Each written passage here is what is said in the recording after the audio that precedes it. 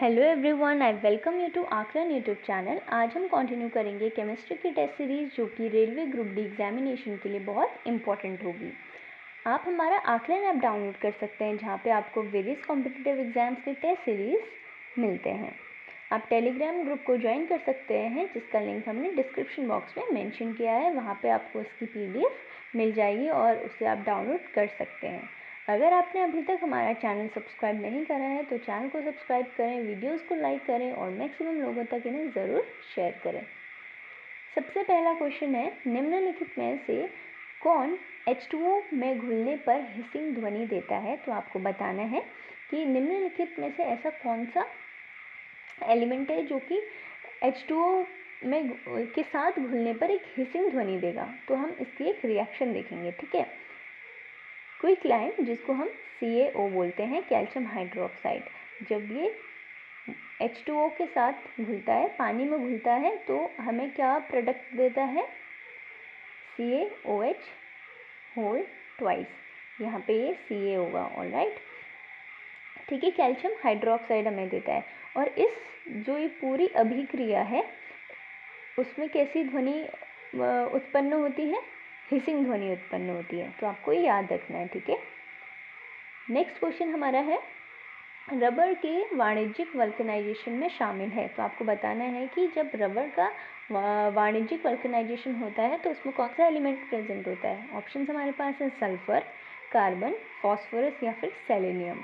Correct answer हो जाएगा ए, sulphur, ठीक है। जब भी रबर का कोई वाणिज्यिक वल्कनाइजेशन होता है तो उसमें सल्फर होता है। नेक्स्ट क्वेश्चन है, सभी सीमित आग के लिए कौन सी गैस सुरक्षित और प्रभावी बुझाने वाला है? तो आपको ऐसी गैस बतानी है जो कि बुझाने वाला है, ठीक है, आग को बुझाने के काम आता है। ऑप्शन हमारे पास है nitrogen dioxide, carbon dioxide, sulphur dioxide या फिर नाइट्रस ऑक्साइड। करेक्ट आंसर है ऑप्शन बी, जो कि है CO2। नेक्स्ट क्वेश्चन, शीतल पेय जैसे कोला में महत्वपूर्ण मात्रा होती है।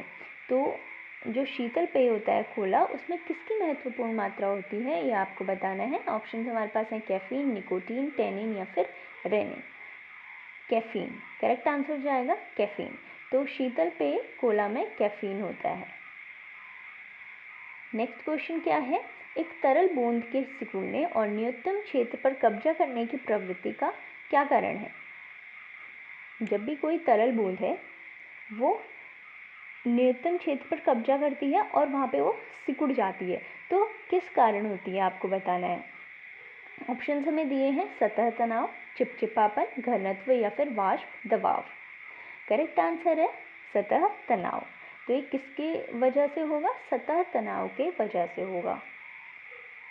अगर आपको हमारा कंटेंट पसंद आता है तो प्लीज़ वीडियोस को लाइक करें, चैनल को सब्सक्राइब करें और मैक्सिमम लोगों तक इन्हें ज़रूर शेयर करें। नेक्स्ट क्वेश्चन क्या है, निम्नलिखित में से किसका ईंधन मूल्य उच्चतम है? तो किसका ईंधन मूल्य उच्चतम है ये आपको बताना है। ऑप्शन हमारे पास है हाइड्रोजन, चारकोल, प्राकृतिक गैस या फिर गैसोलीन। करेक्ट आंसर है ऑप्शन ए, जो कि है हाइड्रोजन। तो हाइड्रोजन का ईंधन मूल्य उच्चतम होता है। सेवेंथ क्वेश्चन है, निम्नलिखित में से कौन सा ईंधन न्यूनतम पर्यावरण प्रदूषण का कारण बनता है? ऑप्शन हमारे पास हैं डीजल, कोयला, हाइड्रोजन या फिर मिट्टी का तेल। तो आपको ऐसा ईंधन बताना है जो सबसे कम प्रदूषण फैलाता है, ठीक है। यहाँ पे करेक्ट आंसर हो जाएगा हाइड्रोजन, ठीक है। तो हाइड्रोजन से सबसे कम प्रदूषण फैलता है। अब आपको बताना है उस प्रक्रिया का नाम जिसके द्वारा तरल से बुलबुले बनते हैं। ऑप्शन हमारे पास है प्रयास, सतह तनाव, सतह ऊर्जा या फिर डीगैसिफिकेशन। यहाँ पे करेक्ट आंसर है ऑप्शन ए, जो कि है प्रयास, ठीक है। तो इफरवेंसेस जो होता है वो एक ऐसी प्रोसेस है, तो हम और ये भी बोल सकते हैं प्रयास एक ऐसी प्रक्रिया है जिसके द्वारा सतह जो तरल से क्या बनते हैं? बुलबुले बनते हैं, ठीक है। नेक्स्ट क्वेश्चन है हमारा, हिग्स बोसोन को इस नाम से भी जाना जाता है। तो आपको जो हिग्स बोसोन है उनका एक दूसरा नाम भी है, तो उनका दूसरा नाम आपको बताना है। ऑप्शन हमारे पास है man particle, god particle, Lucy particle या फिर none of the above. Correct answer है ऑप्शन बी, जो कि है गॉड पार्टिकल। यहाँ पे क्या हो जाएगा, गॉड पार्टिकल। ठीक है, नेक्स्ट क्वेश्चन है हमारा, निम्नलिखित में से कौन सा बल एक परमाणु के नाभिक के अंदर प्रोटॉन और न्यूट्रॉन रखता है? Which of the following force hold protons and neutrons inside the nucleus of atom. तो आपको बताया है कि कोई भी एटम होता है उसके अंदर क्या होता है, न्यूक्लियस होता है। ठीक है, तो न्यूक्लियस जो भी प्रोटॉन और न्यूट्रॉन को होल्ड करता है ना, तो किस बल से करेगा, किस फोर्स से वो प्रोटॉन और न्यूट्रॉन्स को होल्ड करके रखता है न्यूक्लियस के अंदर। ठीक है, ऑप्शन हमारे पास है गुरुत्वाकर्षण बल, विद्युत चुंबकीय बल, मजबूत परमाणु बल या फिर कमजोर परमाणु बल। यहाँ पे सही उत्तर है ऑप्शन सी, जो कि है मजबूत परमाणु बल, स्ट्रॉन्ग न्यूक्लियर फोर्स। तो जो प्रोटॉन्स और न्यूट्रॉन्स होते हैं वो कौन से फोर्स से होल्ड करता है न्यूक्लियस, स्ट्रॉन्ग न्यूक्लियर फोर्स से। आप हमारा टेलीग्राम ग्रुप ज्वाइन कर सकते हैं, जिसका लिंक हमने डिस्क्रिप्शन बॉक्स में मेंशन किया है। वहाँ से आप जो भी हमारे यूट्यूब चैनल में वीडियोस आती है उनकी PDF को डाउनलोड कर सकते हैं। नेक्स्ट क्वेश्चन है हमारा, विच one of the following is used in the preparation of antiseptic solution. निम्नलिखित में से किसका उपयोग एंटीसेप्टिक घोल तैयार करने में किया जाता है? ऑप्शन हमारे पास है potassium nitrate, iodine, iodine chloride या फिर पोटेशियम क्लोराइड। तो किसका यूज़ किया जाता है एंटीसेप्टिक घोल तैयार करने में? बी, सही उत्तर है आयोडीन का यूज़ किया जाता है। ठीक है, नेक्स्ट क्वेश्चन, निम्नलिखित में से किसे लकड़ी के अल्कोहल के रूप में भी जाना जाता है? लकड़ी के अल्कोहल के रूप में किसे जाना जाता है, आपको बताना है। Which of the following is also known as wood alcohol. Option हमारे पास है मिथेनॉल, इथेनॉल, प्रोपेनॉल या फिर ब्यूटेनॉल। करेक्ट आंसर है मिथेनॉल। तो मिथेनॉल को वुड अल्कोहल के नाम से भी जाना जाता है। नेक्स्ट क्वेश्चन है, निम्नलिखित में से कौन सी गैस बल्ब में प्रयोग की जाती है? तो निम्नलिखित में से कौन सी गैस बल्ब में प्रयोग की जाती है? ऑप्शन हमारे पास है hydrogen, carbon dioxide, carbon monoxide या फिर आर्गन। करेक्ट आंसर है option D, argon. Argon use होती है बल्ब में। ठीक है, नेक्स्ट क्वेश्चन है, silica gel is a. Silica gel क्या है? एक मॉइस्चराइज़र है या फिर एक फ्लेवरिंग एजेंट है, ड्राइंग एजेंट है या फिर डिलीशियस फूड है? करेक्ट आंसर है ड्राइंग एजेंट, मतलब कि सुखाने वाला एजेंट है सिलिका जेल। ठीक है, तो आपको ये याद रखना है। 15th क्वेश्चन है, फोटोग्राफी में फिक्सर के रूप में प्रयुक्त होने वाला रसायन है। अब आपको बताना है कि फोटोग्राफी में एक केमिकल यूज़ होता है, ठीक है, जो कि फिक्सर का काम करता है। ठीक है, तो उस केमिकल का आपको नाम बताना है। ऑप्शन हमारे पास है sodium sulphate, sodium thiosulphate, ammonium sulphate या फिर बोरेक्स। करेक्ट आंसर है ऑप्शन बी, सोडियम थायोसल्फेट। तो जो सोडियम थायोसल्फेट होता है वो एक फिक्सर की तरह काम करता है फोटोग्राफी में। ठीक है, 16th क्वेश्चन है, निम्नलिखित में से कौन RDX का दूसरा नाम है? तो यहाँ पे आपको बताना है RDX का दूसरा नाम। ऑप्शन हमारे पास है साइनोहाइड्रिन, डेक्स्ट्रिन, साइक्लोहेक्सेन या फिर साइक्लोनाइट। ठीक है, करेक्ट आंसर है ऑप्शन डी, साइक्लोनाइट। ये RDX का दूसरा नाम है। और कभी कभी ऐसा होगा कि यही क्वेश्चन आपको रिवर्स करके पूछ देंगे। ठीक है, what is the another name of cyclonite ऐसे पूछ देंगे, तो ऑप्शन में आपको RDX दिया होगा, तो उस वक्त आपको RDX पे टिक मार्क करना होगा। ऑलराइट, तो आप दोनों साइड से इससे क्वेश्चन बन सकते हैं, तो आप इसे ध्यान में रखना।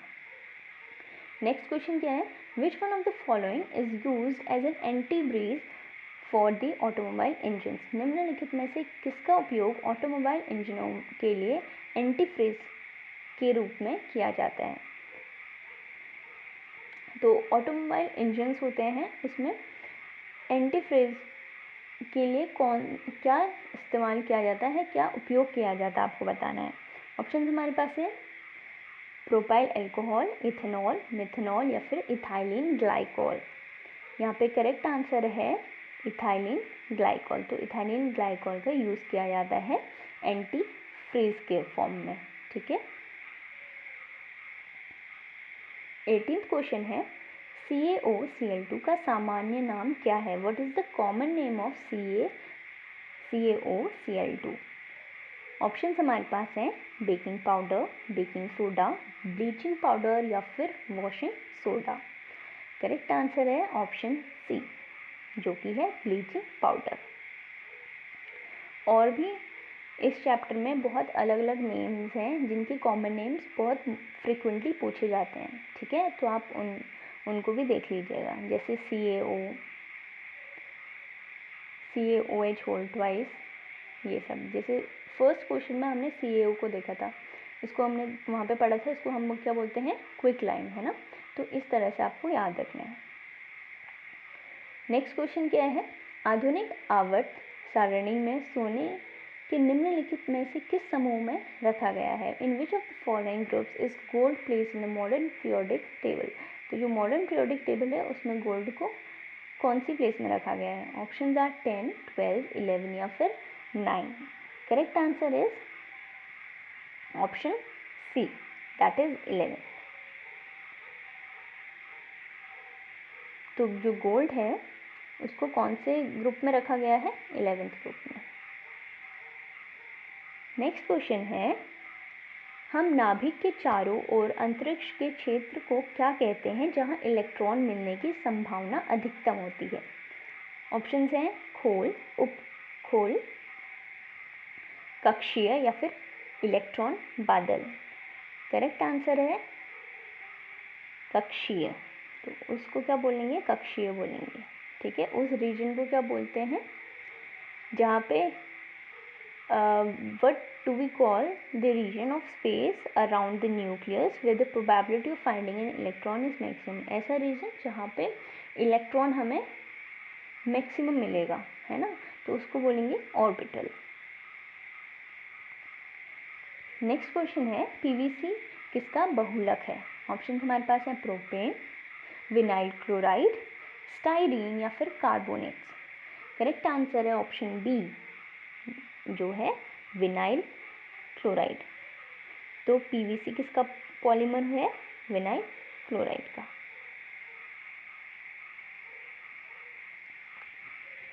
किस रासायनिक अभिक्रिया द्वारा दलदले पानी को फिटकरी द्वारा शुद्ध किया जाता है। Muddy water is treated with alum in purification process.